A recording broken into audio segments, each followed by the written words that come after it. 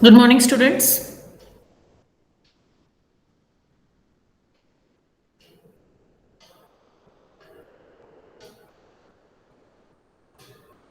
Good morning, students. Good morning. Good Good morning, ma'am. morning, ma'am.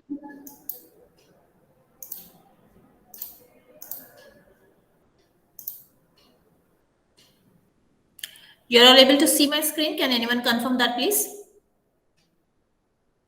Yes, ma'am. Right.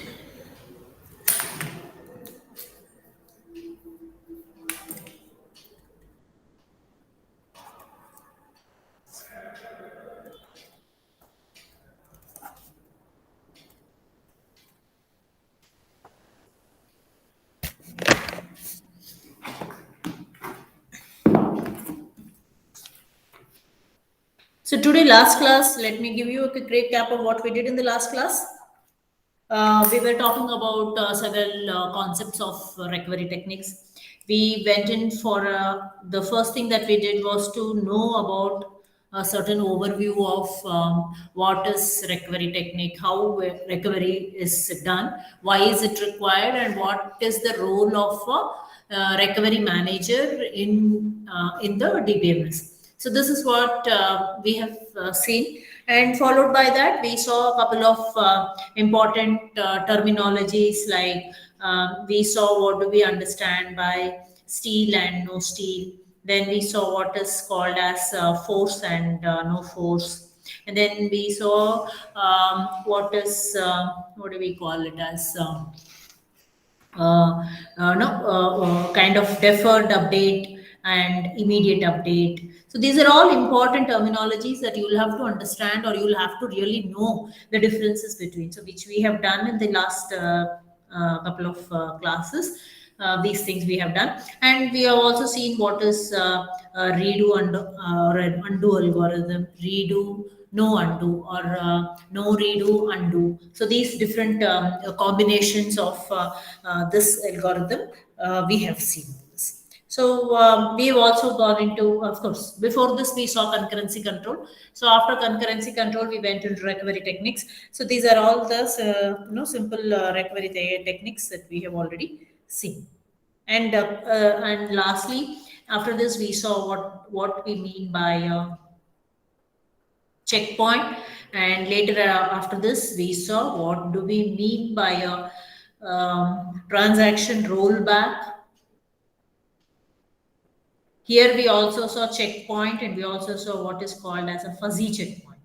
So these are some of the important concepts that we have already seen in some of our couple of our previous classes. Then what else? I think yeah, we also saw an important concept of what is called as an in-place updating. The way you write the updated data item into the database in the disk. So there are two different techniques is what we learned. One is in place updating, and the other one is shadowing. I'm just jotting down all the concepts or the points that we have already completed or already we finished discussing. Okay. Let us move on. I think we are left with just the last two concepts of our syllabus. So next important concept that we will be learning now is, so far what I jotted down, all this we have done in the previous classes. We have completed up to that.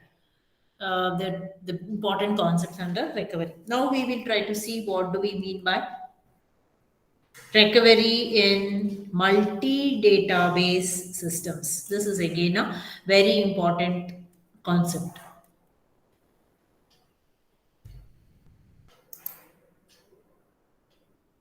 Yeah. If there are no queries, any questions at this point? If there are none, then I will proceed.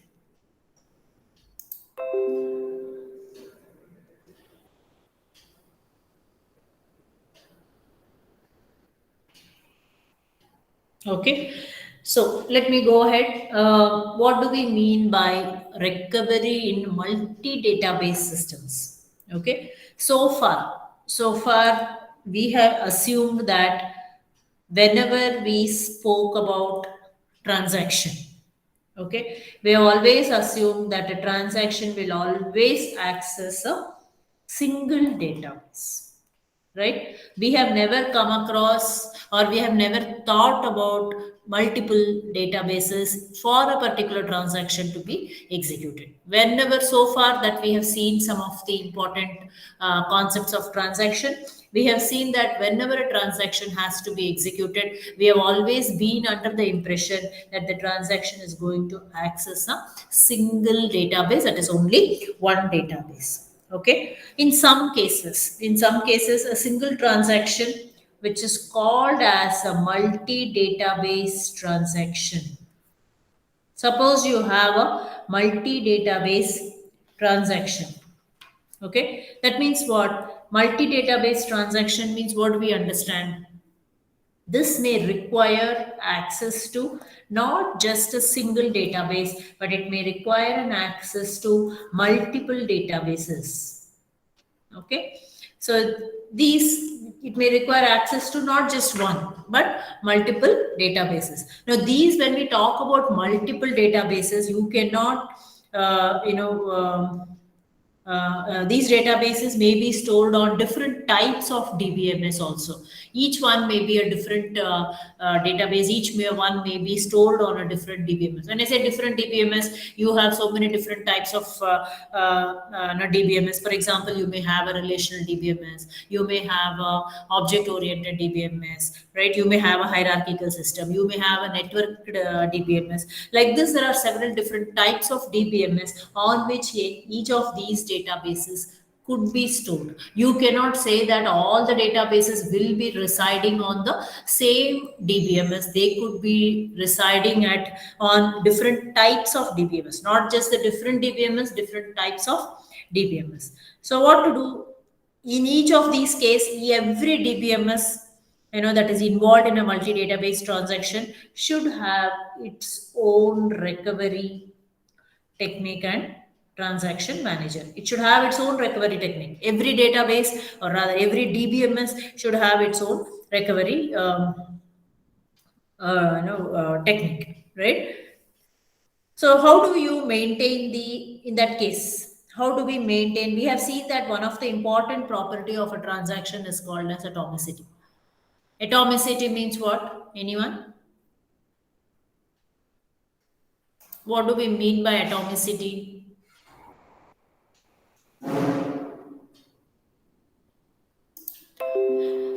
So when we talk about atomicity of a when we talk about atomicity of a multi-database transaction, okay, you should have atomicity means what? You either do all the transactions or you don't do any of them. That is what is called as atomicity. So when the transaction is accessing a single DBMS, it is not any it's quite simple to implement that. But when a transaction is trying to access multiple databases which are residing on different types of DBMS, then the recovery is really a challenge. So then, how do you maintain the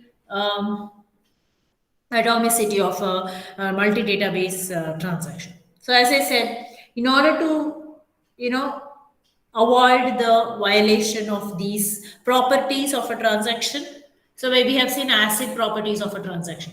So whether you go for a single database, you go for multiple database, the properties of a transaction still remains the same. You still have to maintain atomicity. You still have to maintain concurrency, isolation, durability. All these properties will still hold. But what are the different mechanisms that you have in order to implement, or in order to what to say, coordinate these kind of activities? So in order to do this or maintain this atomicity in a multi-database transaction, we should have a two-level recovery mechanism. We should have a two-level recovery mechanism. Okay, one is called as, there should be a global recovery manager, or you call them as the coordinator. So this global recovery manager It's actually a software module. You can take it like that. It's needed in order to maintain the information which is needed for recovery. Of course, apart from this, you also have the local recovery manager.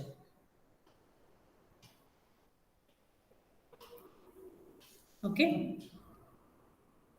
So if you have to maintain recovery, there are two techniques, two level recovery mechanism. It is not just one recovery manager that is sufficient. It is not sufficient because you have multiple databases which are accessed. So you should have one global recovery manager who is involved on coordinating the transaction, the accessing of transaction in different multiple databases. And every database, of course, will also have every DBMS will also have a local recovery manager, which we have been seeing so far.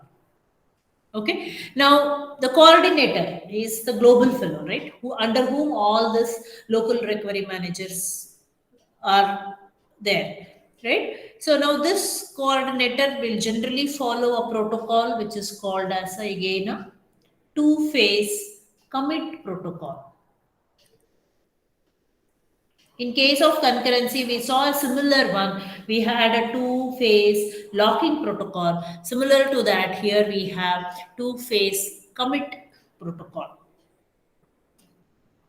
Okay, so what are the two phases? What exactly happens in these two phases is what we are going to see. Let me quickly summarize for those who joined in late. These are all the concepts, all this what I have listed out initially are all the concepts that we have already done in couple of the previous classes. Okay, so we first saw an overview of recovery techniques. We saw what is steel and no steel. We saw what is force and no force. We try to understand what is deferred and immediate update, redo, undo algorithms, the different versions of it, different possibilities under that. Then we saw what is meant by a checkpoint, a fuzzy checkpoint, which is a variation under that again. And then we also saw a little about transaction rollback. We also saw how can we try to do different, we can use different strategies for updating the data item back into the database in the disk. That is in place, one is in place updating, and one the other concept that we saw was shadowing. So that's a quick recap on what we have been doing till the last class, right? We are left with two more small concepts to complete our DBMS syllabus actually. One important concept here is recovery in multi-database systems. Okay. Now, so far we have been under the assumption that a transaction, when it is executing, it will always access a single database. That has been our assumption so far. But you can also have a multi-database transaction, which means what? A transaction which is going to access multiple databases. Then how are we going to deal with this concept of recovery? Okay. So when I say a transaction is going to access multiple databases, then these databases may be stored on different types of DBMS, which is very important for us to understand here. When I say different types of DBMS, it could be a relational DBMS, one could be an object-oriented DBMS, one could be a hierarchy-based DBMS, one could be a network system. Like this, you can have different types of DBMS in the classification of DBMS in the first module, second module, somewhere there. We have seen all that classification. So each database could be residing on different DBMS, different types of DBMS, right? So in such case, every DBMS which is involved in this kind of a multi-database transaction should have its own recovery system. That is what I told. Then, in order to maintain, when we talk about recovery, obviously, we have to maintain all the properties of the transaction as well. Whether the transaction is accessing a single database or whether it is accessing multiple databases, the properties of a transaction should not be violated. What are the properties? When we talk about the properties of a transaction, we have ACID properties, as we have already discussed. It stands for atomicity, concurrency, isolation, durability. So these properties of a transaction have to be maintained, whether the transaction is whenever you are trying to do some kind of recovery. Whichever mechanism you follow for recovery, these properties of a transaction has to be maintained. Okay. So in order to do this, the DBMS generally follows a two-level recovery mechanism. When I say two-level recovery mechanism, for all the local each DBMS will have their own local recovery manager. In order to coordinate with all the local recovery managers, we have a global recovery manager also, which is called as the coordinator as well, right? So that's a two level. On top of all the local recovery managers, you have a global recovery manager, which is called as a coordinator. Now, in order to do this, recovery, to implement this kind of a recovery in multi-database transactions, okay, the coordinator generally we have a protocol which is called as a two-phase commit protocol, where there are two phases of recovery that needs to be done because you have multiple databases on which a particular which is accessed by the particular transaction when it is under execution. So similar to our concurrency control protocol, we had two-phase locking protocol. Here we have two-phase commit protocol. So let us see what is this two-phase commit protocol. What are the two phases? What happens in phase one? What happens in phase two? That is what we are going to learn. Any questions till here? Any doubts before I proceed?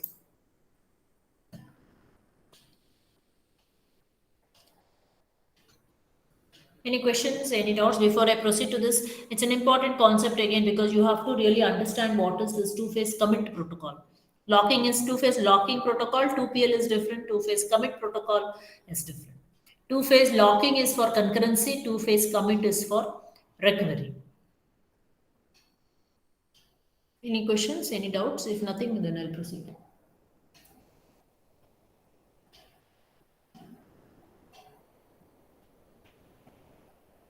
Any questions? Shall we proceed?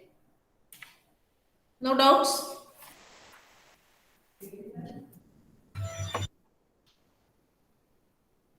Okay. We shall proceed to the corresponding algorithm what we were discussing. So as I said, let me take the next page here. Yeah.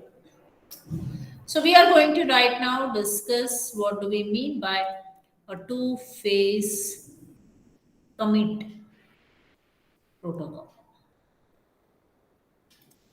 Remember again, I repeat, two-phase locking protocol is for concurrency control. Two-phase commit protocol is a recovery mechanism for multi-database transactions. So now, as the name indicates, there are going to be two phases for this mechanism, phase one and phase two. Right? Now, let us see what does this phase one do.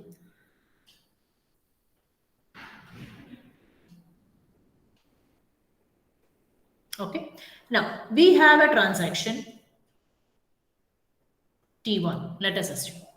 This T1 is now accessing multiple databases. That is the concept under which we are learning this. So, there is a transaction T1 which is accessing multiple databases in order to complete the execution of the transaction. Okay, this is a database. Let me put it as this is one database. This is another database, DB2. This is another database, 3. This is another database, 4. Right?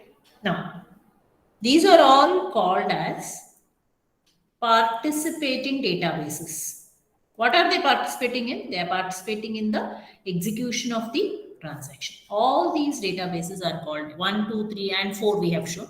They are all called participating databases because these databases are participating in the transaction that is being executed. T1. T1 is accessing these 4 databases in order to complete its execution. Okay. Now, let us say that if all these participating databases, they have whatever transaction is involved in each of these databases, suppose they have concluded the transaction or they have concluded the execution. All these 4 database, they will have to signal the coordinator. We have what? A global recovery manager, right? Let me put it as RM. So this global recovery manager is also called as the coordinator. Now all these database, participating databases, when they have concluded the transaction, they have to send signal to the coordinator saying that they have finished with the transaction. They have concluded. What the time coordinator will do? The coordinator will send a message called as prepare for commit. The coordinator will send a message back to these databases. It will send a message back to these databases. What is that message? It is called as prepare for commit, because all the transactions, all these databases, what they have done, they have sent the signal to the coordinator saying that they have concluded. So what the coordinator should do now? Coordinator sends a signal to these databases back. It responds, acknowledges. How does it respond? It responds by sending a message which is called as prepare for commit. Right? That means what? Each participant, that means each of these databases can now get ready for committing the transaction. Transaction is not committed, they have completed. That's all. Okay? They can get ready now for committing the transaction. Once they receive this message, what message? Once they receive this prepare for commit message from the coordinator, they can prepare for or get ready for committing the transaction. Okay. Now, so what they will do now? They have to commit. What they will do before you commit, what you should do? You will have to write all the log records and whatever information is there for the local. You have to write it to the disk. That means what? You force write. Last class we saw what do we mean by force write? Force and no force, right? It will all the databases will force write all the updated information to the disk. Force write means immediately all the pages which are updated will be updated into the disk. And once they have written everything from, they would have written it in the log, they would have written it in the local copies. From the log, they should write it or update it into the disk. So when they will do this, once they receive this prepare for commit message, all the databases will try to write it into the force write into the disk. Okay. And after writing, they will send a message called as ready to commit. To whom? To the coordinator. Okay. Prepare to commit will come from the coordinator. Once they get the prepare to commit message, all the databases will do a force write. Force write means all the pages are immediately returned back to the disk. Once they do that, they will send a ready to commit or a OK signal. To whom? To the coordinator. Okay. Suppose this force writing has failed, or the local transaction is not able to commit for some reason, then it cannot send a ready to commit, or it cannot send a OK signal to the coordinator. So then what it will do? It will say, it will send what? Cannot commit. Or you can also call it as, it will send a not OK signal to the coordinator. When this will happen? Ready to commit, or it will send a OK signal. It will send an OK signal when all your force write has been successful. Successfully, it is able to write everything onto the disk. There is no issue. Then it will send this particular signal to the coordinator. Suppose something went wrong. If it has failed to write, force write, okay, it is not able to commit for some reason. Then what it will do? It will send a cannot commit or not OK to the coordinator. Okay. Now, if the coordinator does not receive a reply at all, let us say out of 4 databases, One of them did not reply, neither not okay nor okay. Nothing, no reply, no response from one of the database. Then the coordinator will always assume a not okay. That means it will assume that something has gone wrong with that particular database, and that's why it is not responding. Suppose that it has failed completely, then it will not be able to respond at all. Then coordinator will assume a not okay. Till here is your first phase. Okay, I repeat again. I said, let us say when a particular transaction wants to access the multiple databases. So this is our transaction T1. T1 wants to, for the execution of T1 to be completed, it needs to access 4 different databases, 1, 2, 3, and 4. Okay. Now, when each of these databases has finished their part of execution, what they will do? They will signal the coordinator that their transaction has been concluded. They have done their part. Once the coordinator receives this kind of a signal from the DBMS or the database, it will immediately send prepare for commit message to all these databases. Which means what? These databases can now get ready, or these transactions can now get ready for committing the transaction. They can get ready to commit it. Okay, so which means what? They'll have to, before they, I mean, while the preparation for committing means what they should do before commit, what you have to do, everything has to be force written into the disk. That means where you have just all the transactions would have updated their local copies. From the local copies, you are going to now update it into the corresponding disk. All your log entries will have to be written permanently into the disk. Once that is done by these databases, they will send a message called as ready to commit.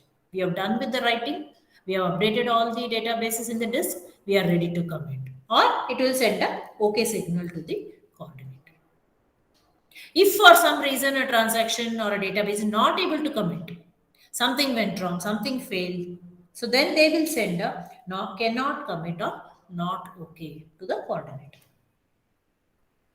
So these are two different cases. You've done everything, everything has gone successful, you have written properly to the disk, then you send a okay signal. Not able to commit, something went wrong, send a not okay signal. If a database does not respond at all, it doesn't send a okay signal, doesn't send a not okay signal, then coordinator will wait for some time and then it will assume a not okay response for that particular database.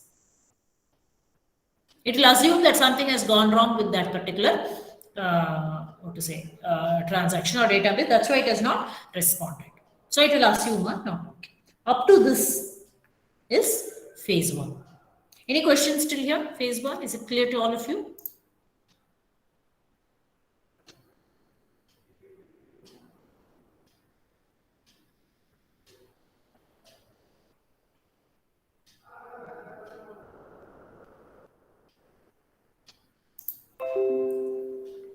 Next, we will move on to phase 2. Okay. So all the participants or participating databases, I said they either reply with okay. All your databases either reply okay or they would have replied with not okay. So even if they are not replied, then it is considered to be not okay only. Okay. Next, what happens in phase 2? If all the participating databases they have replied okay, all of them have replied okay, let us say, and the coordinator also agrees for all their okay, then what happens? The transaction is said to be successful. Okay, and the coordinator will send a commit signal. Okay, it sends a commit signal for the transaction. For all the participating databases, it will send a commit signal. Okay, so now all your databases will have to commit.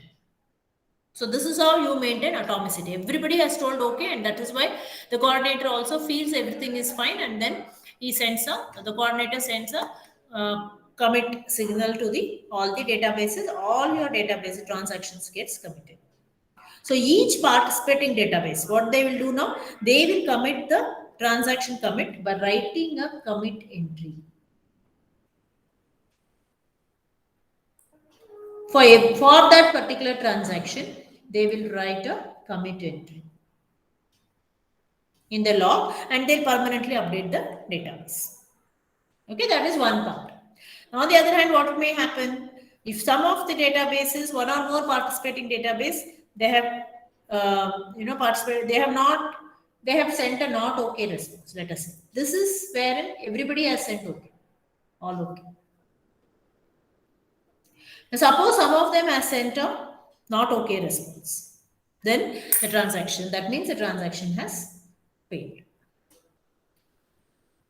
So what will happen now? The coordinator will have to send a message to roll back. Either it has to roll back or undo. Undo only the database where it has failed or for everybody? It has to roll back or undo all the, it has to send this message for all the participating databases. Because atomicity means what? Either you do one operation, you do every operation or you don't do anything. So even if, let us say, out of our example, we have in our example 4 databases. Okay, let us say 3 databases have sent OK signal, whereas 1 database has sent a not OK. Now what will happen? Even though the 3 are OK, since just 1 is not OK, you have to roll back all the 4 and undo all the operations. Undo all these 3 databases which have done successfully, that also has to be undone. The first case, this commit entry will happen only if all the databases have sent the OK signal. Even if one of them have not sent the OK signal, in that case, the coordinator has to roll back the transactions of all the databases and then undo all the operations. So that means what? The net effect of this two-phase commit protocol is what? Either all the participating databases. I said we have in our example 4 participating databases. All the 4 should commit or none of them should do. So it cannot happen that 3 databases have done it and 1 didn't do. That is not allowed because you are trying to maintain the atomicity of the transactions.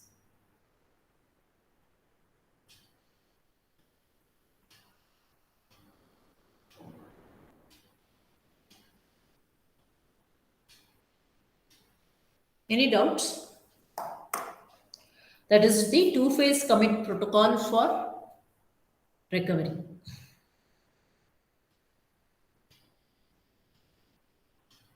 It's a very important concept. How do we do recovery in multi-database systems? Any doubt, anyone? Any questions?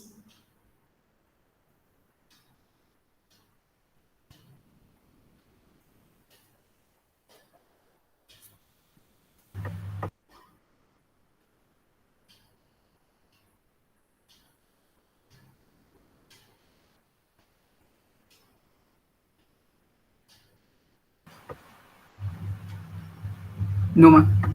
Yeah.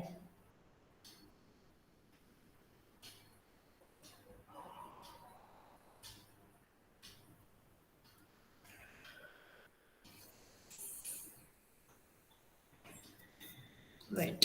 So if there are no questions at all, no doubts at all, then it's very good. Let me proceed.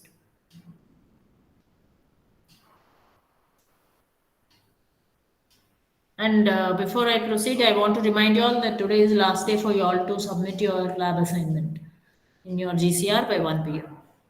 And your records have to be submitted by 15th of September. And those who don't submit within that, I am not going to accept it. I will give 0 because enough time has been given to all of you. Okay, if there are no doubts, let me go ahead. Okay, let me change the sheet.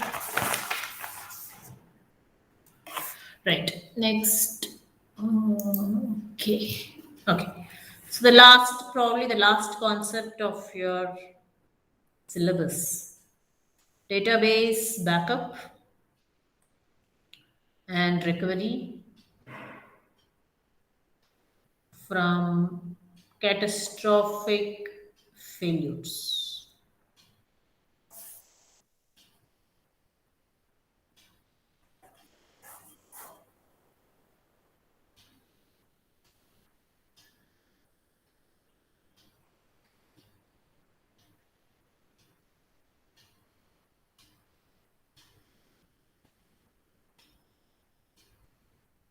Okay. So the recovery manager of any DBMS, okay, should be capable to handle any kind of, what to say, a catastrophic failure. When I say a catastrophic failure, it could be a failure such as this disk crash. So what is the technique in order to handle such kind of a failure or a crash? Is nothing but to go for what is called, as database backup. So what do we mean by database backup? Here in this case, the whole database and the log, you are going to periodically copy it onto a cheap storage medium. When I say a cheap storage medium, it could be as simple as some kind of magnetic tapes or some secondary storage device, something like that. Okay, so if at all a particular there is some major catastrophe, system failure or something, a disk crash or something like that, the latest backup copy. That's why I said periodically you have to copy it. Let us say every half an hour, every 15 minutes, you are trying to copy. So, what was the last backup that you took, or the latest backup copy? You can reload that from the magnetic tape, you can reload it and you can restart that system. That is how generally a backup is done. So, what did I say when I say database backup and recovery from catastrophic failures? That means every DBMS has a module which we know that has a module called as a recovery manager. Okay. Now, this recovery manager as a software module should be capable enough, to handle any kind of failures. So when we say catastrophic failure, it is generally a disk crash, which we call it as a catastrophic failure. So any database or any recovery manager should be equipped enough, to manage or come out of this or recover this kind of a failure.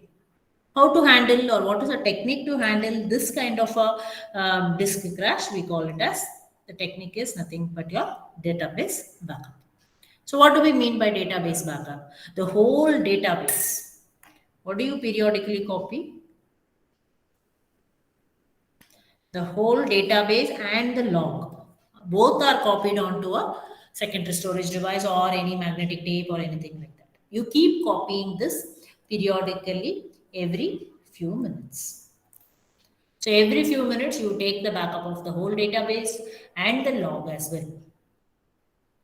Okay. So when this kind of a crash occurs, you can always you can access the latest copy that you have done. What was the latest backup that you took? That can be reloaded from the tape onto the disk, and then you can restart the system. So that's a simple way of doing a recovery whenever there is a catastrophic failure. Now, generally, when we have some critical applications like this banking, it's a critical application, right? You have banking, you have some stock market applications, right? And you have some, let's say, insurance applications. All these are databases. They are generally periodically the backup is taken in, the whole database is backup is taken, and you keep that these kind of databases safely in some separate physical locations. So it will be in a different location physically. So even if this particular physical location is gone, let us say there was an earthquake, there was a flood, there was a power outage, everything is lost. So we cannot say, okay, a bank cannot say we lost all your data just because we had an earthquake, let us say. Is it not? Suppose there is an earthquake in this area and there is a bank in which all your information is kept. So this earthquake will destroy all the information. Everything is gone. Then can we say, okay, can we say the customers, all your data is gone? It is not possible. So there should always be a periodical backup, and this backup has to be stored somewhere else. If you keep the backup in the same place, then there is no use. Is it not? So you keep it in a different physical location. So whenever there is this kind of a failure, this kind of a crash, this kind of what we call it as a catastrophe, then you can always take the latest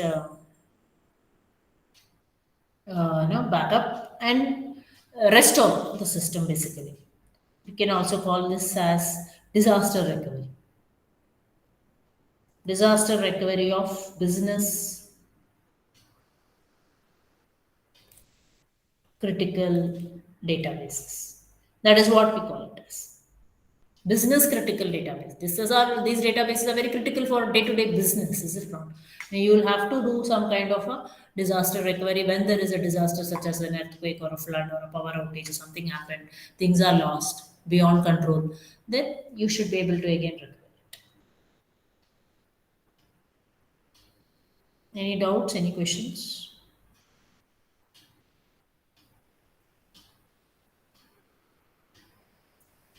More importantly, you have to take the backup of the system log more frequently than the entire database. If you want to avoid, losing all the transactions, or what is the effect of all these transactions? If you want to avoid losing them, then it is always, if the transactions are already executed and you want to keep a track of that, it is always better that you back up the system log at more frequent intervals than the database, full database backup onto the tape or whatever it is. Because system log is generally smaller than the database. It can be, so you can take a backup of the system log more frequently and it is easier also. So that users do not lose all transactions that they have performed. Right? So that's about database backup and recovery from catastrophic failures. Any questions, any doubts?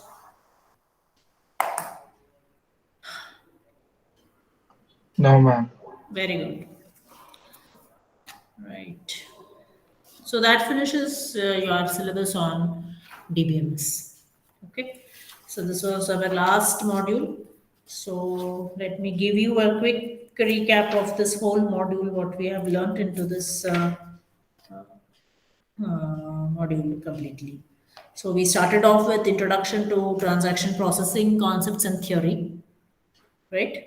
So under that, we started with introduction to transaction processing. Then we learned about the transaction and system concepts. What are the desirable properties of transactions? Then we went into concurrency control techniques. There are three important topics in this particular module. One is about transaction. One is about concurrency control. The other one is about recovery.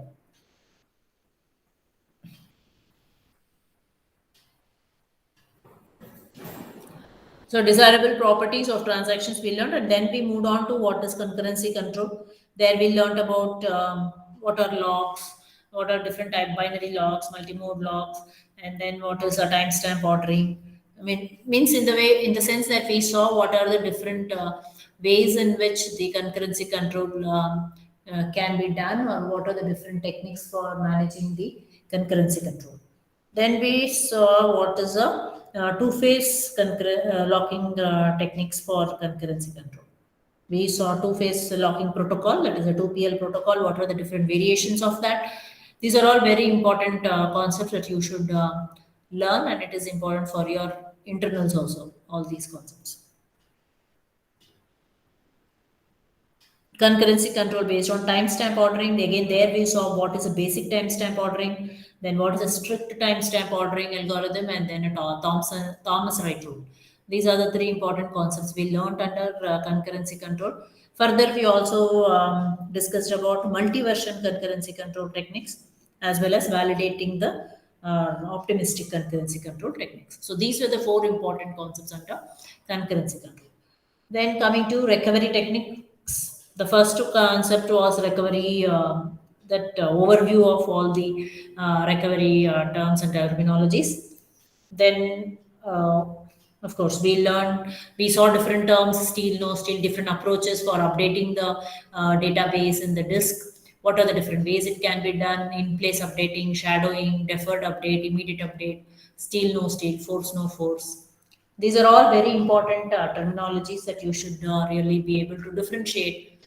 Then we saw what is a checkpoint, fuzzy checkpoint, then a transaction rollback. These are all important things. After that, today's concept was recovery in multi-database systems. Again, we saw how a transaction can be recovered, or how the properties of a transaction can be retained if you have to go for a multi-database system. So in that case, in this connection, we discussed about the two-phase commit protocol, which is for recovery. Phase one, what happens, and phase two, what happens. Generally, the recovery happens in two levels. One is a global recovery manager or the coordinator, and then you have the local recovery manager, which is a recovery manager in each of the individual DBMS, right? And of course, that is what we discussed. And the last part was database recovery, database backup and recovery from catastrophic failure. So when we talk about catastrophic failure, we generally talk of some disk crashes, or there can be, so when we talk of these business critical applications or business critical databases. I gave an example: if we have an earthquake, then what may happen? If you have some tsunami and then everything is lost in that place, then how this backup can help you to recover or restart your system. Any questions so far? And yeah, if you have any doubts, anything in this regard.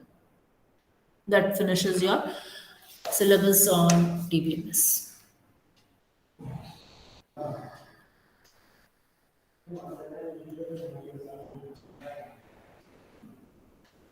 Any questions?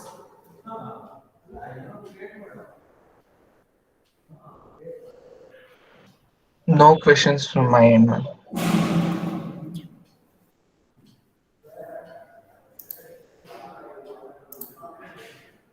Okay, and so from Monday onwards, I'll be doing some revision of some particular concepts.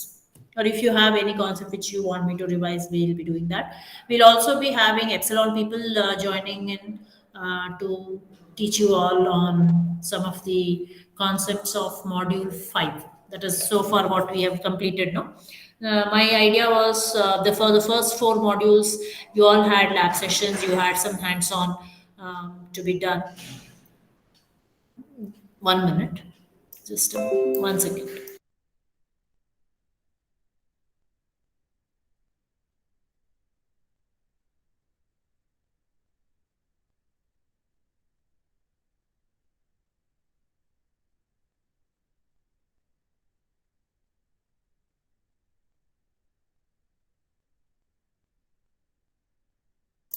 Yeah. So for the first four modules, we had some hands-on. I mean, of course, we had some practical exposure to all the concepts that we had up to module four. That means we started with the entity attributes initially in the module one and two, and all relational database and some queries on relational algebra, queries on SQL. Even in the fourth module, we talked about, or we touched upon triggers and how we can create triggers and stored procedures and functions. What are views? How can we create a view? All this we have done. You have seen some kind of, practically you have done it, not just the theory, not just to understand what is a trigger and so on. But for the fifth module, we had only theory. There was nothing in terms of lab. So we spoke to, through HOD. I could speak to Epsilon people. Of course, you all know who they are, and they have already interacted with all of you. So Epsilon people will also be taking one or two sessions for you all on this last concept to give you more, overview on these concurrency and disaster recovery from the real time perspective. And they'll also be showing, of course, hands-on session may not be possible. That is what they told to me when I spoke to them a couple of days, 2 days back. So, but they told, of course, they'll be giving you an exposure on some of the popular use cases, which will, support this particular concept and show you some examples of how these concurrency control and things like that can be done, or how it is done at their industry level. Okay, so from Monday onwards, I don't know their schedule. They told they'll be updating me by today. I don't know which of these days, what time, whatever time and date they say, we'll be able to accommodate them. That's not a problem. So apart from, so you will have 2 3 sessions from the company people, just to give you a more important exposure on the industry perspective of the last module. The more emphasis will be given on the last module. Okay, so that apart, I'll also be doing some revision from Monday. Certain topics, whatever I feel is important. If you have something to be repeated, you can also tell me. If you have nothing to tell, it is up to you again. Well, again, about the third theory internal, which is starting on 20th. When is it? Do you have the dates? Dakshayani? Ma'am, I didn't check, ma'am. Anyway, next week will be your third internals. That is the week starting from 20th, even I'm not sure of the dates. So your third internal syllabus is what I wanted to tell. Third internal syllabus will be fourth module and the fifth module full. Okay. These two modules will be there completely for your third internals. And your innovative and what is that? Case study questions will all be again on formulation of queries and all that, because that's the important one. I don't want to miss out on that. That will be your syllabus for third internals. Of course, this next 1 week full, I'll be doing revision. Apart from the classes that will be taken by some of the sessions that will be taken by Epsilon. If you have any queries, you can ask me.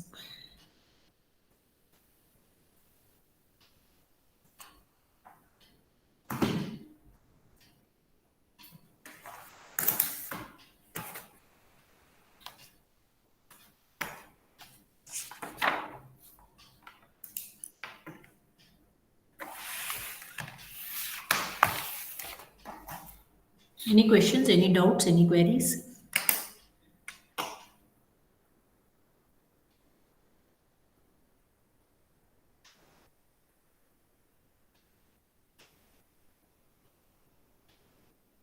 And I have not shared any notes for fourth and fifth module. You can prepare it on your own.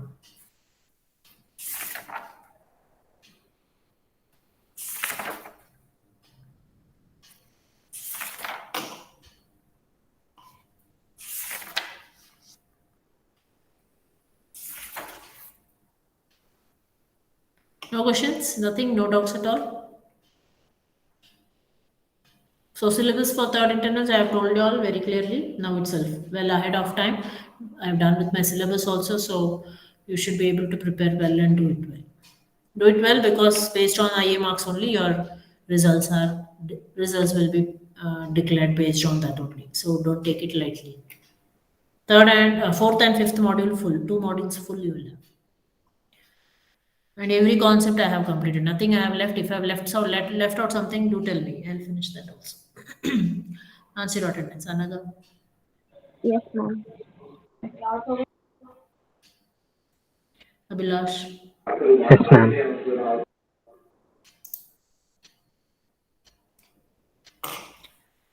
Akhil.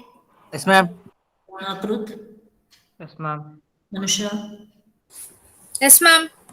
Arifullah. Yes, ma'am. Binaka. Present, ma'am. Banu.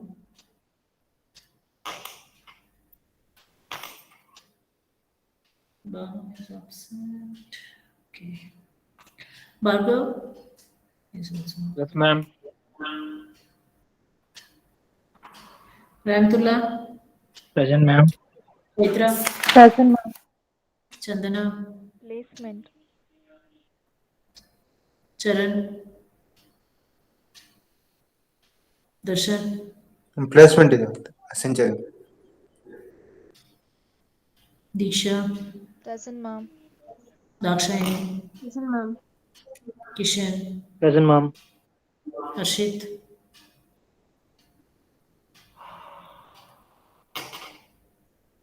Hema, Present, ma'am. Huma, Present, ma'am. Jayant, Present, ma'am.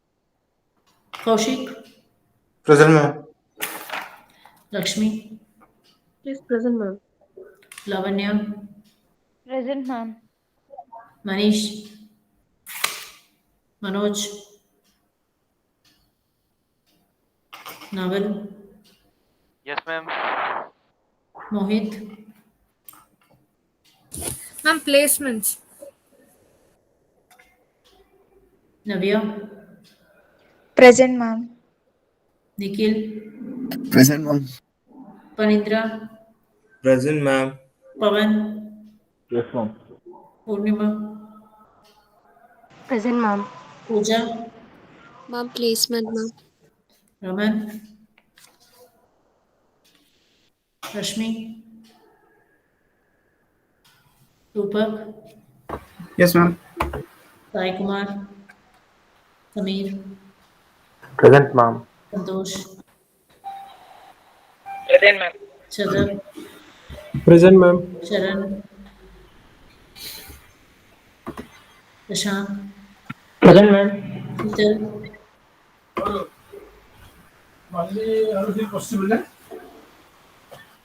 Rupak, can you mute? Sheetal,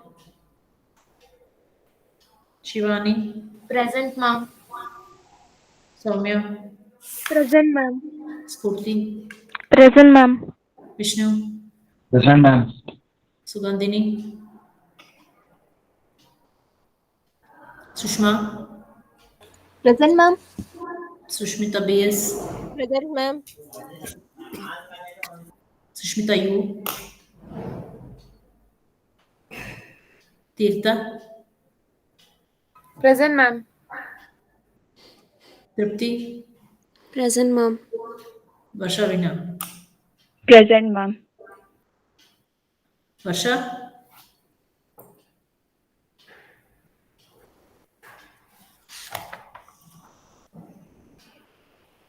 so take care of your deadlines for submission, whatever submission you have to do by whichever date I have already suggested. So don't miss out on those dates.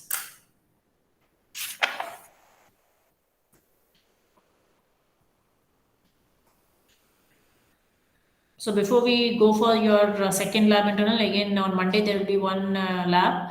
Again, that will be a revision lab for you all to do some practice.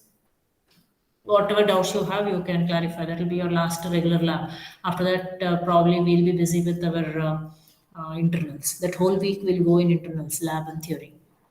Dates I'm not very sure of. Any questions? Any doubts? No, ma'am. No, ma'am. Very good. All right. Thank you. Thank you, ma'am.